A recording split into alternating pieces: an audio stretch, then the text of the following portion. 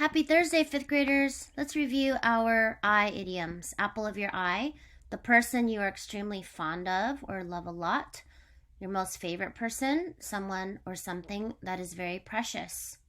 If you see eye to eye with someone, this means that you agree with each other. More than meets the eye. So here are two people meeting. Here's an eye. So it doesn't have anything to do with meeting someone, but more than meets the eye means that something is not as simple as it looks. There's more to it. It's more complex or difficult than first imagined. There's more to something than appears. There's some hidden qualities, significance, facts, motives. Sentences: Star Girl is more than meets the eye. Her kind acts and personality are somewhat mysterious to the kids at Micah Area High School. Here's another example. Let's investigate this further because there's more than meets the eye. So let's say another example might be you're learning something for the first time. Let's say you got a new game and you think it's going to be pretty easy. You're like, oh man, there's more than meets the eye here. It's not as easy as I thought.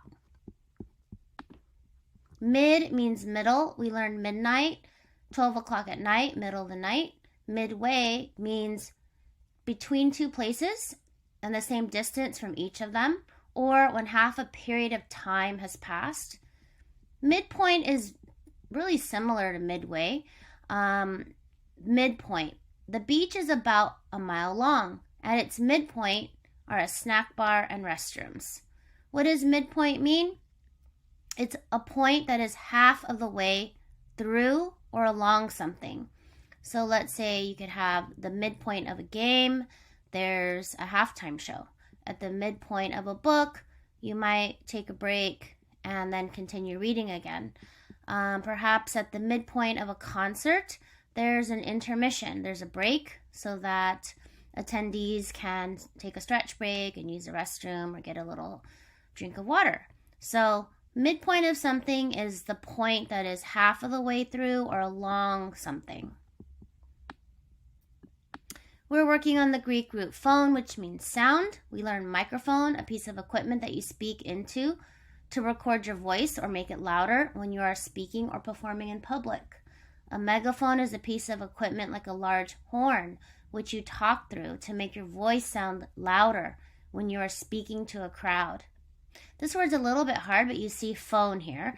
This word is cacophony. Cacophony. So it's not cacophony, but cacophony.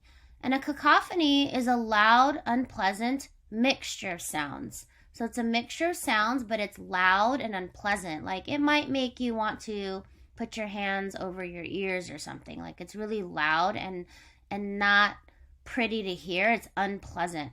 So let's say in traffic, let's say a lot of people are honking, there's an accident, someone's stalled on the road, we'd hear a lot of honking, and that is a cacophony. In the horrible traffic, there was a cacophony of horns and yelling from the drivers. Let's say at home, there's a cacophony of sounds with a baby crying, with kids yelling, kids playing, kids running around.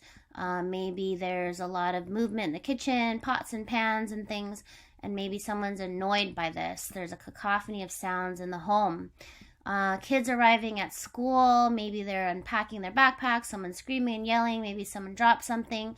That's a cacophony. So generally it's a mixture of sounds and it has to be unpleasant. So it's not something that's pretty to hear. It's like not like music or a river flowing or something. Cacophony is unpleasant and it's kind of annoying sometimes. Personification, as we know, is giving human qualities to non-human objects. So we give human qualities like actions, feelings, and thoughts to non-human objects. Let's look at a couple more examples. What could this one mean? Let's think about what this could mean here. So we see that the wind is what? It looks like there's music. So sometimes we say the wind is whistling. Kind of makes a whistling sound. Instead of saying, oh, I hear a noise coming from the wind, we can make the wind produce a sound. The wind is whistling. Here, let's look at the sun. So this is a non-human object. What is it doing? Its arms are open to us, and on a new day, the sun rises, and it kind of helps us think of when the sun rises, it's a new day. So the sun is greeting us. The sun greeted me, and I thought about my goals for the day. So the sun is greeting me. Okay, these are some more examples of personification, and you'll continue working on those after the word work, after the Greek root. So awesome job, fifth graders, and tomorrow's Friday.